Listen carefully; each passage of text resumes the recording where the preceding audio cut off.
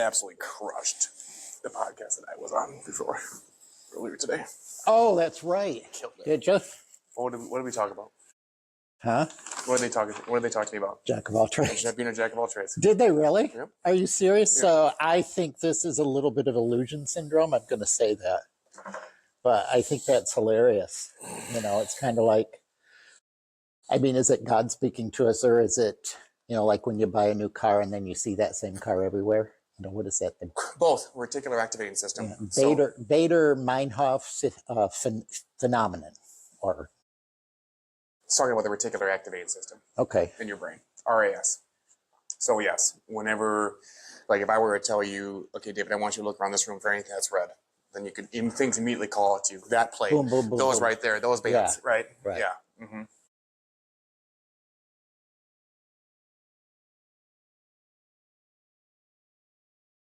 So for those of you who are listening, David told me that listening instead of watching, that is, because it's also on video. Anytime that you hear us puffing, we smoke cigars when we do this. So if that's coming through, that's what you're hearing on the mics. Yeah. Mm-hmm. Just production note. So Jack of all trades, part 2, or not part 2, but expanding and expounding, as you like to say. Yeah, I think so. I mean, we were just touching on it, you know, a little bit. We've talked on the phone about it, but it seems like it, you know, since last week when we talked about it, it's all we've been seeing or hearing this week. This Jack of all trades thing. You know, so I thought it would be great to dive into it a little bit more. Okay. Got some questions for you, but so I wrote down, what are the leadership benefits of the Jack of all trades or the Renaissance man? Mm-hmm. And I just made some notes here. So, you know, I'll talk about a couple of mine, and then you can expand on it more or something. But I think the Jack of all trades is a big picture thinker. Yeah. You know, I think they're faster at problem solving. I think they can develop stronger team trust. Their decisions are clearer because they're able to communicate to a wider audience. They're calmer with change, less ego and more growth. I think narrow experts can go deep, and there's value in that. But I think broad leaders connect the dots better in group dynamics. So those are my notes that I made thinking about this, and then I wrote some examples down. But, you know, what are your thoughts on the Jack of all trades as leadership qualities? Honestly, the first thing that came to mind when you were talking about digging an inch wide and a mile deep versus an inch deep and a mile wide was Stephen King. I thought, okay, so there's somebody who's clearly dug an inch wide and a mile deep on writing. Oh, yeah. But then after that thought came the question, is Stephen King a leader? Yeah. And so then I started just exploding in terms of my Rolodex as far as like, okay, well, wait a minute. Are people who've gone all in on one thing, dug that inch wide and mile deep, are they leaders? But then I started thinking, on the other hand, in terms of the Jack of all trades folks, how many of those people are leaders? And way more names come to mind for the latter than the former. Yeah, I did the same exercise. You know, I'm like, okay, let's think of the specialist versus the generalist. That's the words we used last time.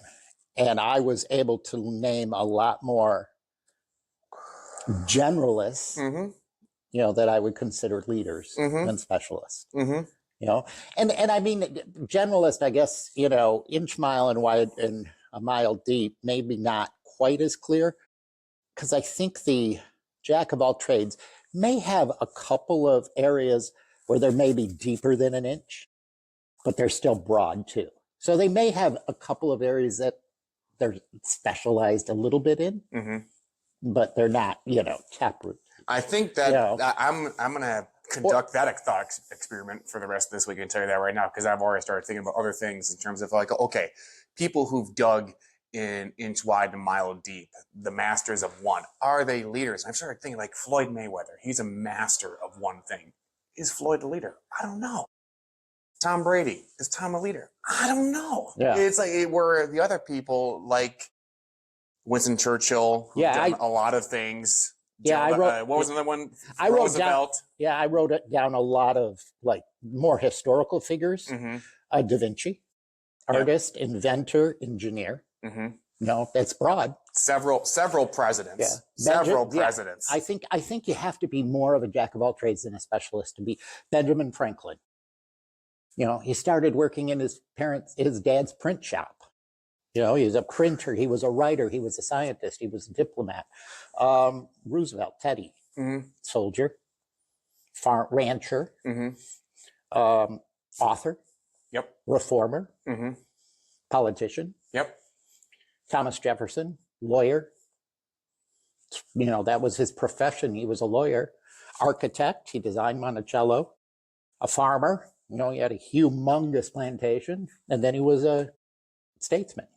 Even going to... And Churchill, like you said, soldier, writer, author, statesman, artist.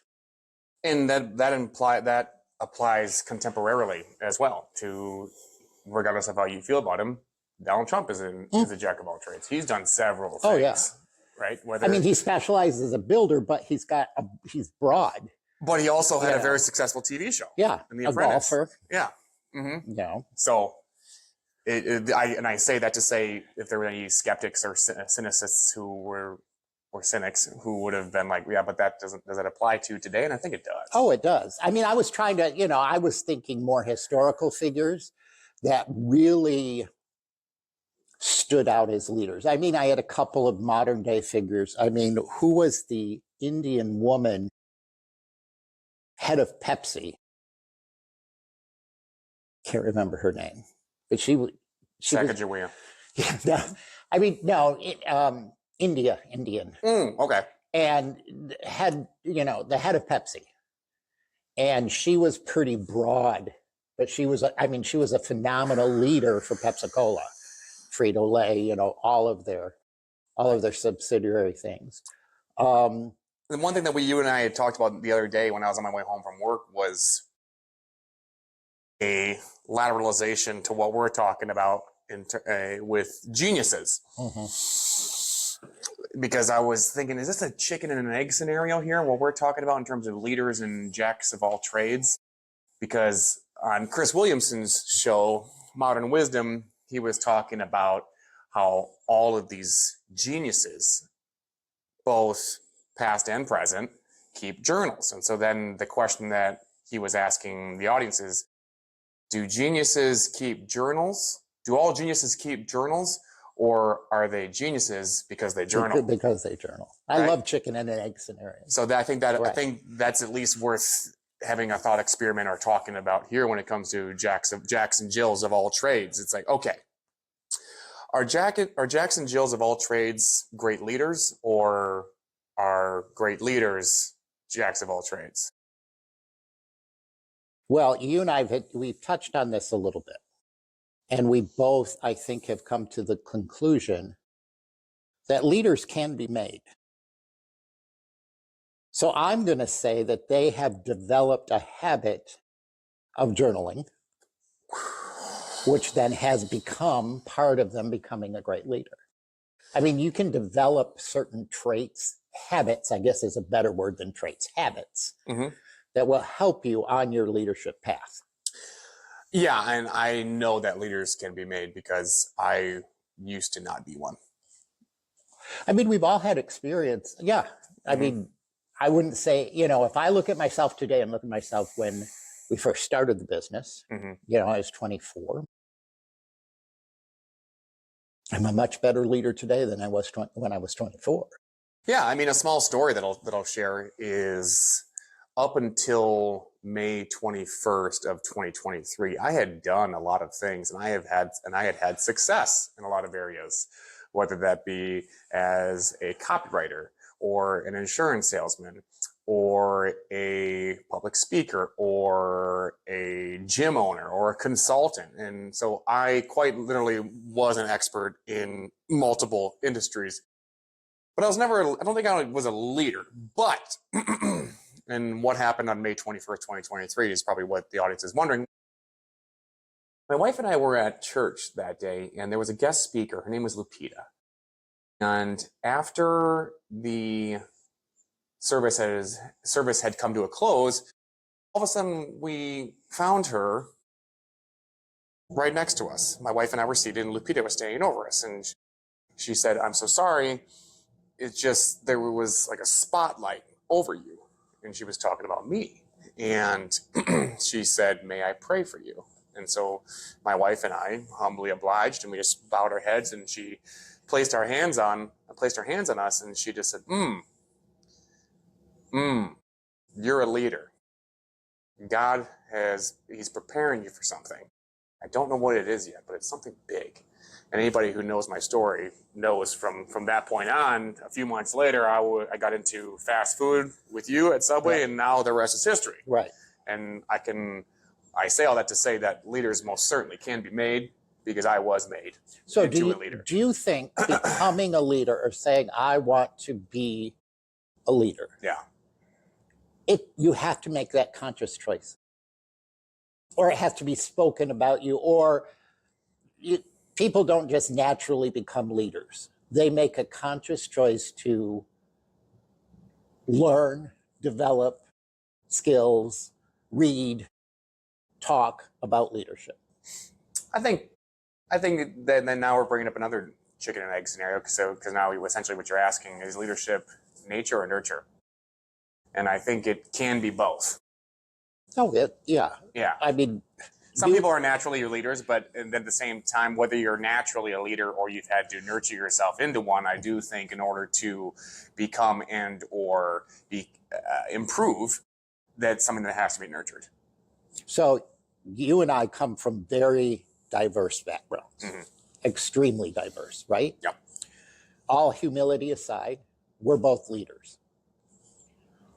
I mean, you had it prayed over you that, and then that was the spark that lit the fire that, hey, maybe I am, and I'm going to look into this, But I think we both made the conscious decision to try to develop our skills to become leaders. Yeah, and that's not always easy. No. So I think that, like you said, chicken and egg. I think leaders are made, not born. You think they're made, not born? Yes. Yeah. Okay. Yep. Which is nature, nurture, but I think leaders are made, not born. They'd be nurture over nature. Right. I mean, because, just looking at you and I as an example, and how diverse our backgrounds are, correct? So it's not nature. We come from two extremely different backgrounds, but we're both leaders. And I think if you look at this list, you can say these people come from a vast variety of different backgrounds. But could backgrounds be a euphemism for nature? Yeah, I'm saying backgrounds is nature. So I'm saying leadership is more nurture than it is nature. Sounds like you're saying it's more nature than nurture when it comes to the backgrounds. No, we came from two different backgrounds. Yes. But we're both leaders. Okay. So you can't look at you can't look at someone's background and say leader, leader, leader, leader, leader, because they came from an intact, traditional family with a strong father figure, blah, blah, blah, blah, blah. They're going to be a great leader. Yeah. Right? And you can't look at someone that said who came from a whatever, an exact opposite of that, and say they're not going to be a great leader because they don't have this nature. So I'm saying it's nurture. Yeah. They nurtured themselves. I think if you nurture the nature, then you've got something. Because you can say that you can have really black, rich soil, nature, but it ain't going to grow unless you nurture it. Right? If you don't, the seed isn't just going to grow if you put it in there. You got to nurture it. Yeah. Right. You got to water it. You got to take care of it. And all those things. But there are leaders that came out of not black, rich dirt. Right. I mean, they came out of sandy clay or clay, nasty stuff that no seed could grow in, but they still rose up to become great leaders. Yeah. So I want to delve more. I'm going to ask you questions. Yeah. This is more jack of all trades kind of thing. And actually, my first question you answered. So the first thing is, for people that don't know, I wanted you to talk more about the very different roles you've held. Of all those roles that you've held, yeah, I mean, you just rattled them off. I mean, I think you left a couple out, but you rattled them off. Of all those roles, what one stretched you the most? Which one stretched me the most? Yeah. I would say probably the fast food industry.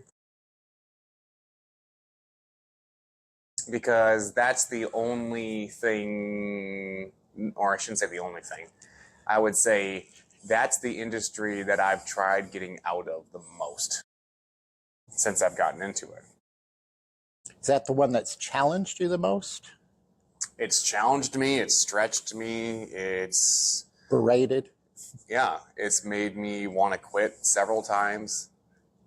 And all of those experiences have made me a better leader. I was a better leader this morning at 8:24 a.m. because a shift lead at one of my stores called me and said that the drive-thru wasn't working. And then after having the proper channels on how to fix that, then she said, "And Hunter, I'm sorry, given the time, but I need to bend your ear for a moment." And I said, "All right, let me have it." And the day shift was, to truncate it, the day shift was waging war against the night shift. And I needed to mitigate that that catastrophe from happening at 8:24 in the morning on one of my days off. But, that's the thing, is that I think people like the idea of becoming a leader until it's time to be one. Right. Oh, yeah. Yeah. I don't think it's necessarily human nature. I think there are many times where I have to check myself. Like, wait a minute, David, is this is this what a great leader would say? Is this what a leader would say? And other than, I think human nature is to react. I think human nature, especially in today's day and age, is to be a victim rather than a leader. Defensive, reactive, pass the buck, woe is me, all this soft shit. It's just, so I think that lends it to what we were talking about before. It's very much a nurtured thing, because I don't think that a lot of people want to be leaders, and sometimes we have to be forced to be one. And that's what this industry, the fast food one, has certainly done for me. Is it's made me, and this is clinical, not conceited, a hell of a leader. I so much so that I'm totally comfortable looking like a complete dumbass in front of my people every single day on the X's and O's side of business. Because that's not my lane. I don't care. You guys can know how to do all of the things. I just know how to deal with you. Yeah. Right? Talk about a topic that you have studied or you are studying that is completely outside of your current field.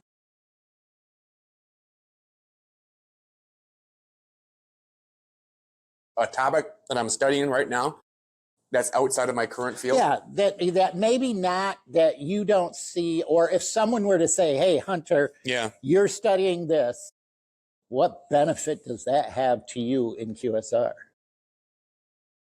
Someone looking from the outside. What's a topic that you have studied or are studying that you did it? I don't know if I don't want to. Yeah, I want to say for the simple joy, but that's not necessarily. For the interest of it, or the. It has no benefit or relevance to your current career.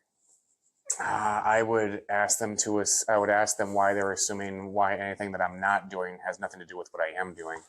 I just, No, I'm not saying that's what I'm saying to you. I would say that to them. Right. It's like bringing him back into the conversation. Whenever somebody asks Stephen King why he writes horror, he says, "Why do you assume I have a choice in the matter?" Yeah. Right? No, I understand. That's what comes to him. So that I would say to the person that's asking me that, why do you assume that anything I'm doing outside of fast food doesn't have relevance to it? So I'm going to give an example for myself. Yeah. All right.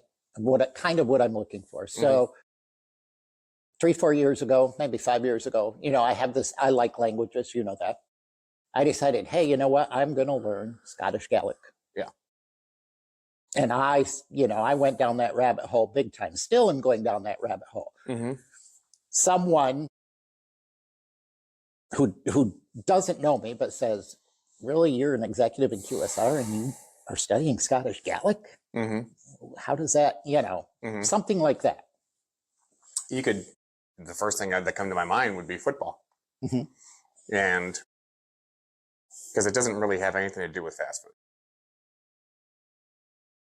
And you could say the same thing about my passion for sprinting. Mm-hmm. You could say the same thing about my passion for writing or my doctorate that I'll be getting this fall in. What is that again? Organizational development and leadership. Organization. It only buttresses the point that we kicked this show off with in terms of all of these experiences give you more ammunition to be an authority in whatever lane that you're currently in. Right. Yeah, but you and I we can see you can make a very good argument about why football and playing for Ironmen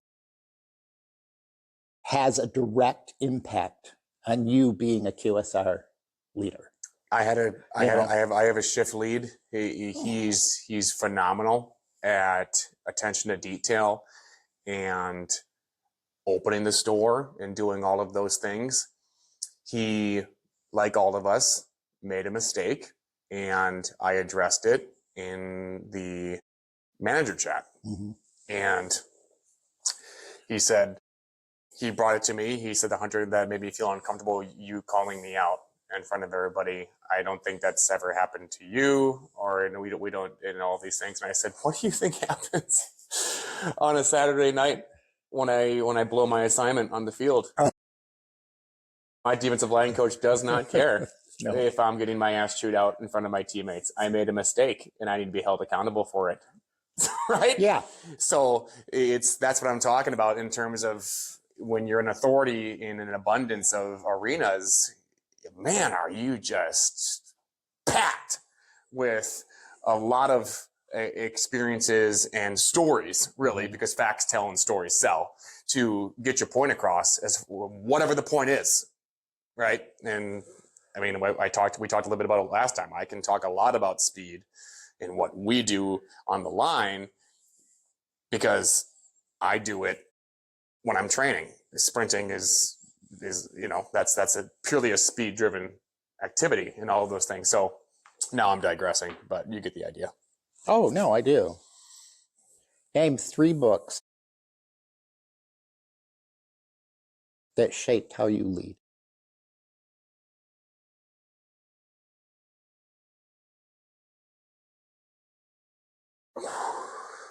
Or shaped or shaped.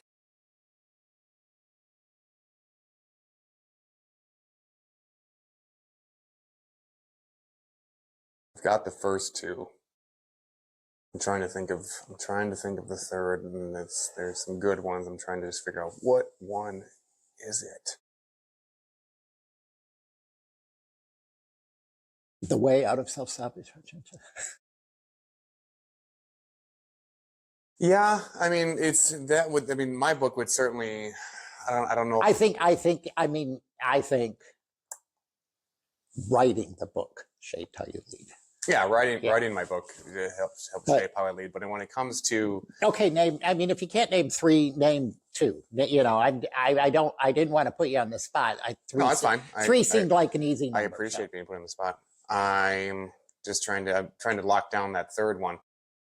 I'll just say whatever comes to me. So the top 3 books that help shape how I lead. First one would be the Bible. Yep. Second one would be So Good They Can't Ignore You. Mm. And the third one would definitely be The War of Art. Oh, okay. So the Bible for obvious reasons.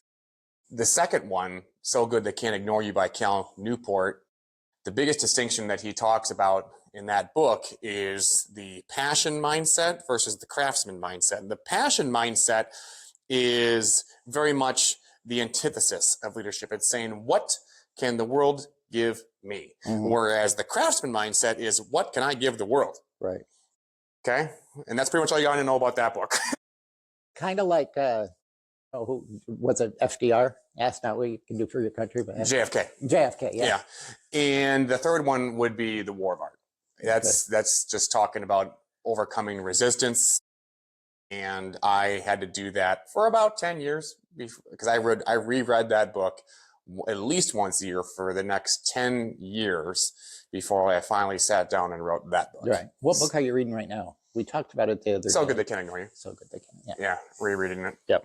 Because and we can talk about this maybe on a different show, but I'm getting close to where it's like, because what he talks about in the book is, instead of going after your passion, which is bad advice, he talks about developing skills and then cashing in with those skill sets, and career capital is the term that he uses to create work that you love. Mm-hmm. So, and I'm rereading it because I think I might be getting to that point, which is cool. And we can talk more about that if and when that time comes. Because it just stirred something in me. Don't look for create work that you love. And I think a lot of people. Well, the best way to predict the future is to create it, right? Right. So instead of looking for work that you love, create it. Yeah. Yeah, I think a lot of people are, I don't want to do that. I don't want to go into fast food. I would hate it. Mm-hmm. Well, create it. Yeah, if you don't know what to do, I would tell you to get into fast food. Right. Because there's a lot of money to be made, and there's not many people who are taking it up. What does it say in the Bible? The harvest is many, but the workers are few. Right. Something like that. Yeah. That's how I feel about fast food. Because if you have a modicum of humility and a leadership bone in your body, you are going to kill it. Yep. In that industry. It's starving for leadership. It is starving for leadership. And if you're a jack of all trades, there's no better proving ground for yourself to establish some frickin' authority than in the fast food industry. You're going to kill it, both hierarchically in terms of career advancement, but also financially, right? I don't know. You probably have what is it? I don't know. Somebody from the Flynn group just followed me on LinkedIn. Ooh, that's the largest franchisee group. Yeah. I mean, what they gross per year. Oh, yeah. Billions. And multiple different brands. Multiple. They have multiple different brands. The Flynn Group is the. When you look at the QSR industry and you look at, I mean, they're an impressive franchisee. Impressive franchisee. But I'm saying that to say, like, if you don't know where to go, mm-hmm. You got a home in fast food. Mm-hmm. Well, look at the current company that you're working for. It's like, looking around. Hey, Mexican food looks big. When was this? 70s, 80s? So when Taco Bell no, not Taco Bell. I'm talking about Border. 95. So 95. 30 years ago. Yeah, they're looking around. Mm-hmm. Hey, from one Taco Bell franchise, mm-hmm. right? To how many now? 54. In 90 in 30 years. In 30 years. Yeah. Yeah. I mean, we can look at, we can point to a lot of really successful people in the QSR industry mm-hmm. that are unknown names, but very successful. Yeah, and even if it's not your final stop, it can be a really nice laundromat for you. Mm-hmm. And people might be saying, "What the hell are you talking about?" Stephen King wrote Salem's Lot while working in a laundromat. That was his second novel, and then after that, he became Stephen King. Oh, I know. But this laundromat is one that can fund your retirement. It can provide for your family, and then some, while you're working toward your dream of whatever the hell that is. How do you lead in areas where you may not lack depth? As a jack of all trades, we say, we're saying, an inch deep and a mile wide. So how do you lead in areas where you may not necessarily lack the depth? Or how do you lead when I don't have the empathy piece? Yeah. So as a generalist, most leaders are generalists. How do you, as a generalist, lead a specialist? Well, first, I mean, with anything, Matthew 23:11, or is it 11:23? The greatest among you will first be your servant. So how can you serve them? And then from there, not only have you psychologically put them on their back foot, so they're going to be more receptive to whatever it is that you got going on. But at the same time, once you're serving them, you're going to learn more about them. And once you learn about them, well, then you have the empathy piece. And the humility piece. And the humility piece. And going back to, you and I always talk about relationship equity. Serving somebody right away, you've already made your first deposit in that relationship. But yeah, and I mean, I think it's very important to acknowledge, back to my acronym HIVES, humility, first one, self-awareness, the S.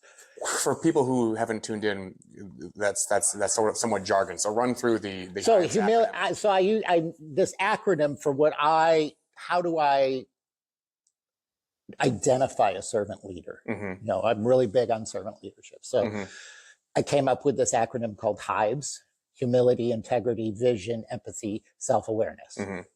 So, and I think the leader, the generalist, leading the specialist, first has to have the humility to say, yeah, I'm your boss, but you know far more about this than I do.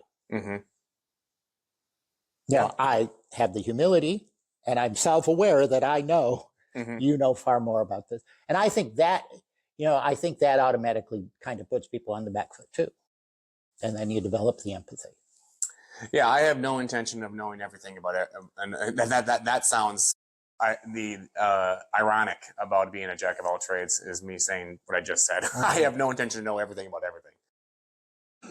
Because as a leader, you have to know that you don't know everything. You'd be far better served to lean on people who know more about a particular thing than you, rather than you spending the time to learn all about that thing, rather than empowering and trusting that individual to just carry off and run with that thing and then do a damn good job. Because when they do a good job, then you're going to pat them on the back. And that's what good leaders do, because people work for a paycheck, but they die for recognition. No, you're not going to, I've said this to you I've said this a lot throughout my career and to, the people that have worked in various stores that we've owned. You should know this store far better than I do. Yeah. You should know about your store far better than I know about your store. And there's nothing wrong with that.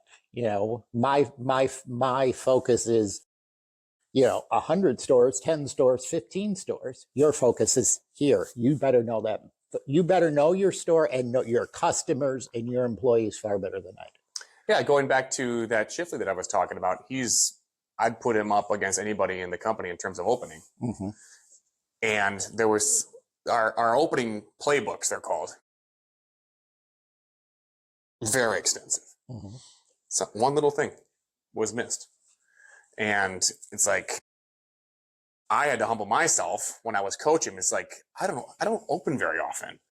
But I tell you what, when I do, I have to follow that thing because I don't know what the hell I'm doing. Yeah. I mean, you have employees, just like I had employees. We've all had employees, or hopefully we have, that I'm going to use a sandwich as an example.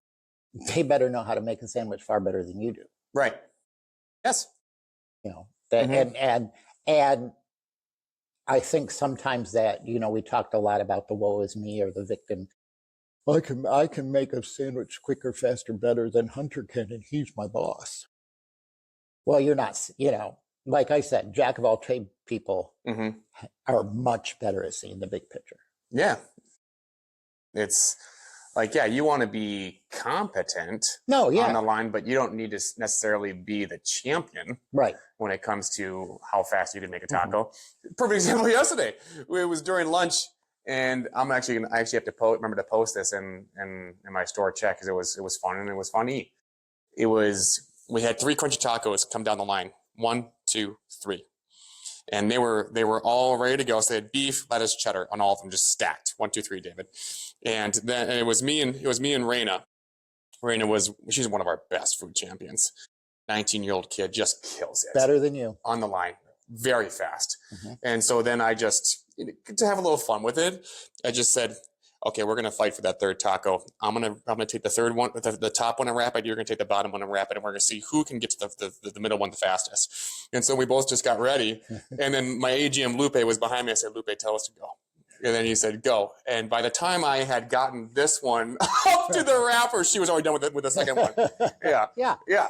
No, that's the case. And I think the mistake that a lot of people, especially in the district manager realm, the senior district manager operation, like the operational leaders, make the mistake of looking at the leader of the store, the manager of the store, and they make the mistake of, why didn't he make those tacos faster? Right. No, that's not his job. His job is not necessarily to be the fastest sandwich maker in the store. And then we wonder why we have a retention problem, which we can talk about probably on a fast food series when we get going on this. But yes, I think that a lot of district managers make that mistake of expecting their leader of their store to be the specialist in every single aspect of the store. Yep, and I have no interest in that. No, your job is to lead the store. Yeah. Yep. Your job is to lead the specialists and develop those and find them. Yeah, I'm not getting too tangential, but I'm giving a talk to all of the AGMs in our region on March 16th. Okay. And one of the things that I'm going to empower them to know is that if you guys aren't aware, you guys are actually the ones who run the store. The RGM just tells you where to go. Right. Right? And so that's what the RGM's job is. It's just like, I don't need to be the fastest dude in the line. All I need to say is, okay, we're going to get to a perfect period. Here's how we're going to do it. And then the AGM helps execute. We're going to become a training store. Here's what needs to be done. The AGM helps execute. Right? And so that's just, I say all that to buttress your point, which is you don't need to be the specialist in every single thing. An inch wide, or excuse me, what was it? A mile wide, an inch deep. Yeah. All right, we're running on time here because I know you've got a lot going on. So let me find one other wrap this up question.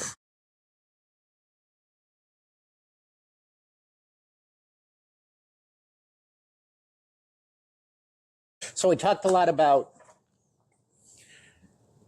inch wide, mile deep. But I think the true jack of all trades does have some depth in one or two skills, right? Yep. And then they have, the inch in a lot of skills where the specialist is only deep in they don't have this broadness about them. Yeah. How do you decide what skill or what area where you might need to dig a little deeper? The podcast that I was just on a couple of hours ago, she said that one thing that was coming through during their interview with me was my ability to communicate. And she said that's really interesting because what Gerald R. Ford said, if he could go back and learn only two things, it would be the ability to write and speak. Yeah. So done. Your ability to communicate. It's a kill set. Right. It's not even a skill set. So you write and speak. You do both. Yeah. I mean, but your ability to communicate as well as you do, how did you develop that? I mean, you weren't born with the ability to be this phenomenal public speaker. How did you develop that? What steps did you take to develop that? Well, like anything else, public speaking is specific to itself. What do I mean by that? if you want to get faster, then you need to sprint. If you want to get faster, you wouldn't necessarily just lift weights all the time. Does that have an indirect on your overall top speed? Yeah. But at the end of the day, sprinting is specific to itself. If you want to get better at sprinting, you have to sprint. If you want to get better at speaking, you have to speak. Now, other things that can indirectly help with that is writing, because writing is nothing more than refined thinking. You're refining your thoughts. So I would say definitely writing, but then also speaking is specific to itself. And so if somebody says, well, if speaking is specific to itself, how am I going to get my foot in the door when it comes to public speaking? I would bring you right back to the fast food conversation, because if you're a shift lead or above in a fast food chain, well, you are public speaking all the time because you're in public and you're speaking. Okay. Give me 3 things, or the audience, or me. David, do these 3 things to become a better public speaker. You said speak. Find opportunities where you can practice public speaking. I mean, that's the same thing as learning a language. Mm-hmm. Learning a language isn't necessarily about the vocabulary. Mm-hmm. It's like, I'm going to go out and find someone that I can talk to in that language. Mm-hmm. So you say, find opportunities to speak. What other things? What 2 other things would you tell me, David, do these 3 things to improve your public speaking?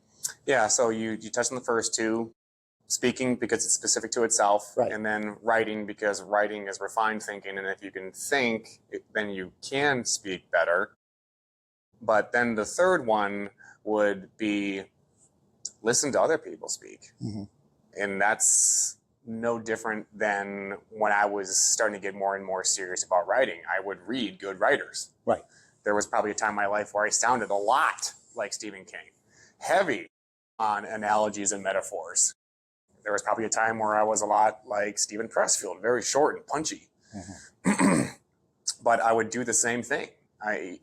It's no different than if I want to become a better pass rusher as an interior defensive lineman. I'm probably going to watch a lot of tape on John Randall. Right. The 3 technique for the Vikings back in the day. Just so do it, and then write, and then listen and or watch other good speakers do it, and then emulate them. And then over time, you'll start to find, you might sound a little bit like them to begin with. I can tell you that for a time in my life when I was starting to get more and more along the public speaking thing, I probably sounded a lot like Jordan Peterson. Oh. Because I watched a lot of his lectures. But over time, you start to develop your own voice. So you watched. So, I mean, obviously, you did things to develop public speaking. Yeah. Watching great speakers, mm-hmm. those kind of things. Was that one of the impetuses for you to join Toastmasters? Is I want to develop my public speaking? No, I joined Toastmasters because Mr. Pena told me to. Okay. And he told you to because he developing your public speaking is good. He knew that developing your public speaking would be good because that's part of the QLA, Quantum Leap Advantage. If you want to know what the hell I'm talking about, buy my book. When you get in and you make financial presentations to right. accountants and lawyers and boardrooms and businesses that you're looking to buy, you've got to present. Right. You've got to be compelling. Mm-hmm. And one of the best ways and organizations out there that helps you do that is Toastmasters. Mm-hmm. Yeah. Mm-hmm. Mr. Pena told me to, so I did. Good. I think this was great. So, I mean, I really like this jack of all trades concept. Mm-hmm. I think it is, I study leadership. I like studying leadership. I've done that for years, and I like that. And this road that we're going down with this jack of all trades thing, obviously it helps in the QSR industry, but it helps all leaders. And I really like that idea and that concept. Yeah, and I think the more and more that we think about it and continue to have thought experiments about it, I think that we might find that most leaders are jacks of all trades, mm-hmm. more so than masters of one. Oh yeah, I think I'm going to look at people that I identify as leaders now through that lens. Mm-hmm. I encourage the audience to do that too. You identify someone that you think is a great leader, look at him through the lens of jack of all trades. Yeah. And so speaking of leaders, be sure to give this guy a follow. It's David Taylor. He's most active on LinkedIn. Be sure to visit huntercharneski.com, connect with me, get on my list, and then buy my book, The Way, How to Self-Sabotage into Self-Mastery. That's available on Amazon. Share the podcast. Let us know if you got any thoughts or suggestions on what you want us to talk about. And that's all. 5-star ratings only. 5-star ratings only. We'll talk to you guys later.